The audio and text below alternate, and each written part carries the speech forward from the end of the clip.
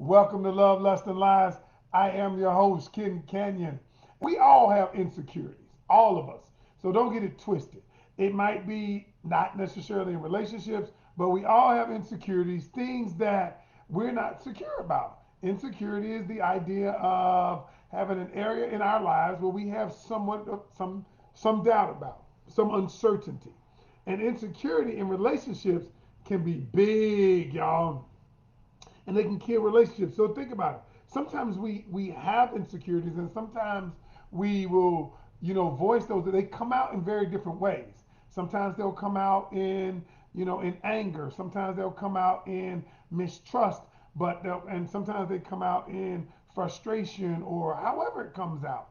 But what I want to do today, I want to go over how you deal with insecurities when you have them, or either if you dealing with them in someone else, but primarily if you have insecurities of your own.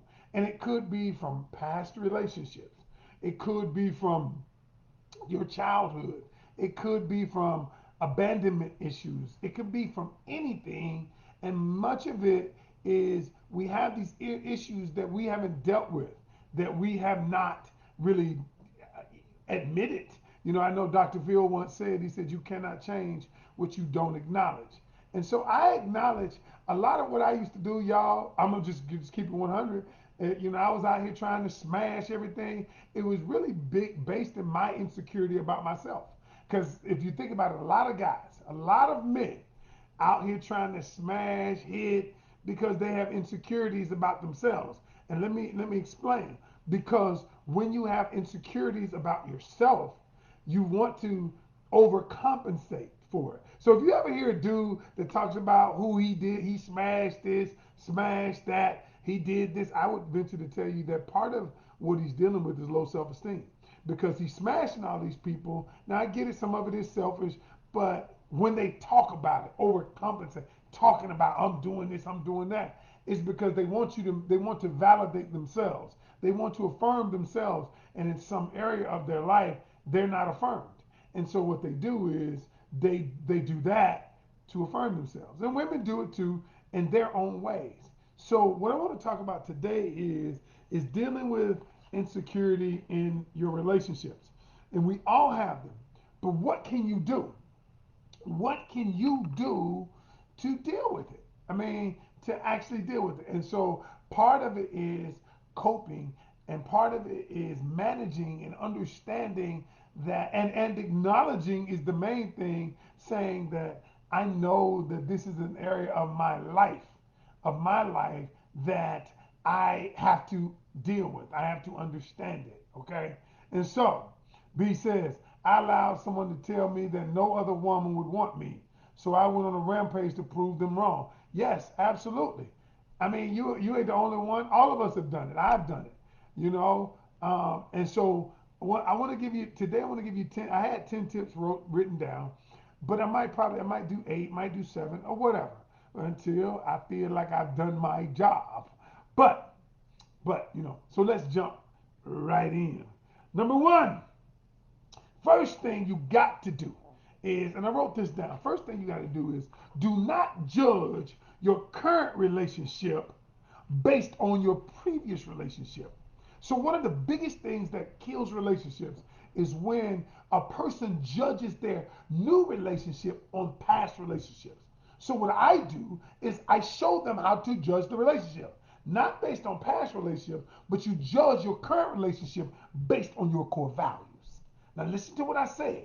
You don't judge based on past relationships because that is unfair. You judge because it's not accurate. It doesn't give you an accurate meter of what's going on. You judge your current relationship based on your current core value system. And you might say, well, dang, Ken, I ain't never thought about it. In a live I did last week, I said to them, I gave you 6 questions that you should ask every man.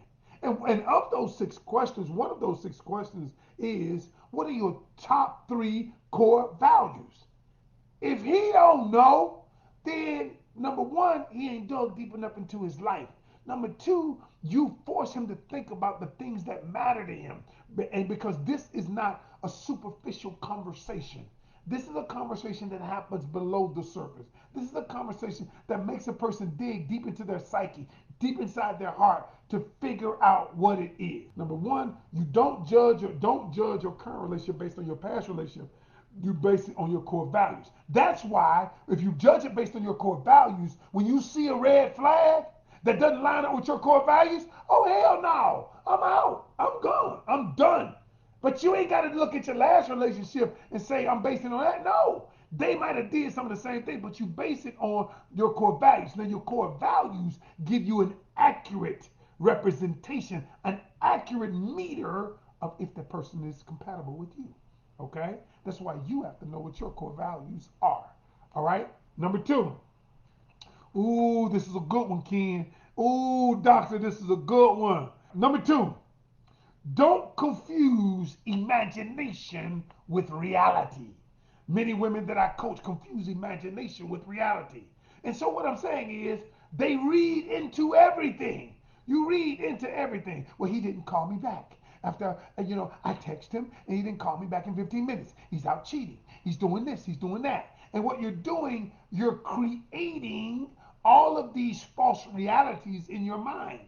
And so instead of dealing with reality, you base everything on imagination. Imagination is simply your brain going wild of things that haven't happened, that you are creating them here first.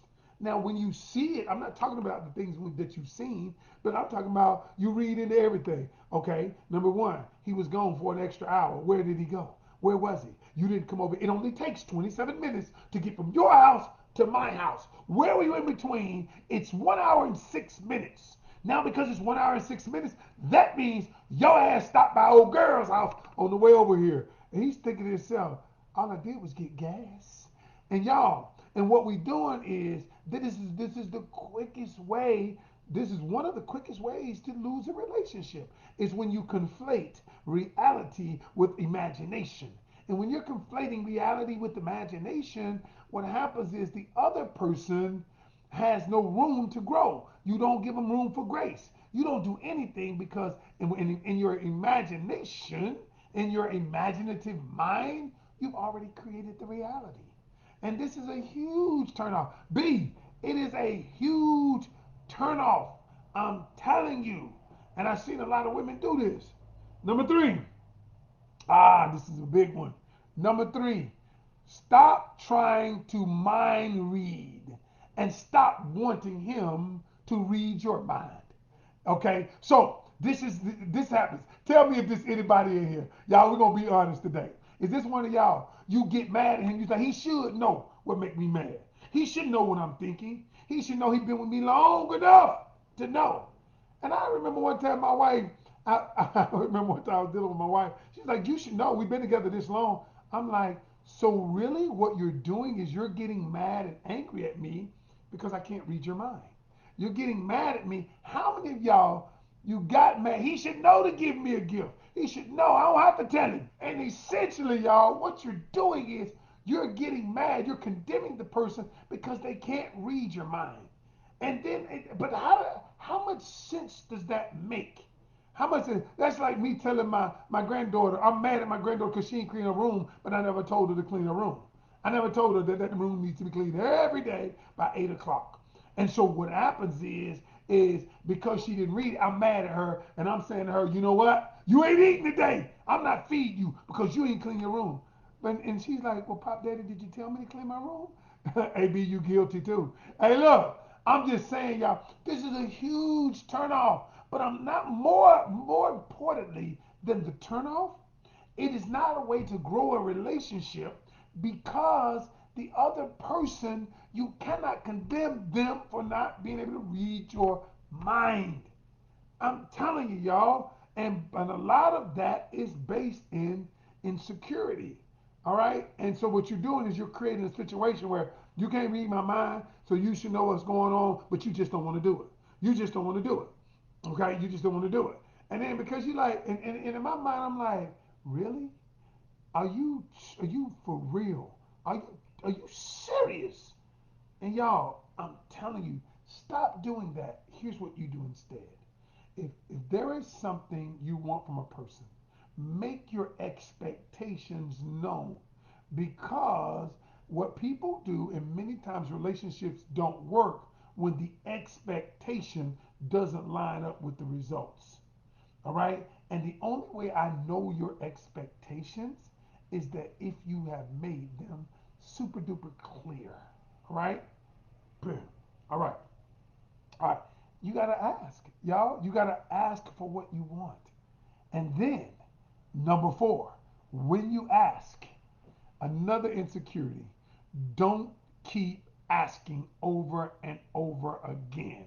Just like B, just but it's not my job to keep reassuring you and building your confidence. Don't keep asking me if I love you.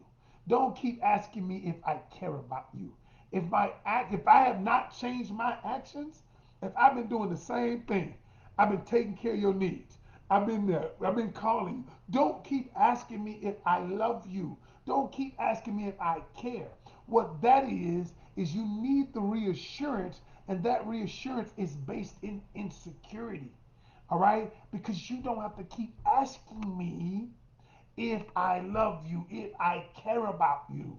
All right? When you do, the only reason you're needing, what's happening is you need that need for validation, for affirmation is so great in you. And you think that you can get it outside yourself. But the truth of the matter is you cannot get it outside yourself. You can only get validation and affirmation from internal, inside yourself, and it permeates outside yourself.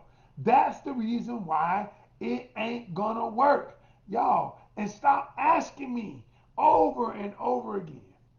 And the last one, probably do the other five tomorrow. I'll do the other five tomorrow. And the last one. Mm. Another way your insecurity is relationships need room to breathe. Listen, when you plant a seed of a tree, bamboo tree, you don't stay there. Hell, you'll be waiting 5 years for it breaks the ground, surface of the ground. All right? When you water the seed, you don't wait for it to come up. You just keep doing what you do, and one day it sprouts up. That's the thing about relationship. Y'all, every relationship needs to breathe. Give people the space to breathe. Y'all, when you're hanging around a person all the time, or when a person needs to be hanging around you all the time, okay, that's based in insecurity because they feel secure when you're not around. All right, y'all, that's my time. I gotta go. I'm gonna get y'all the next five tomorrow. All right, that's my time, y'all. I appreciate you. I'm out. Until tomorrow. Every journey starts with one step. Take yours today.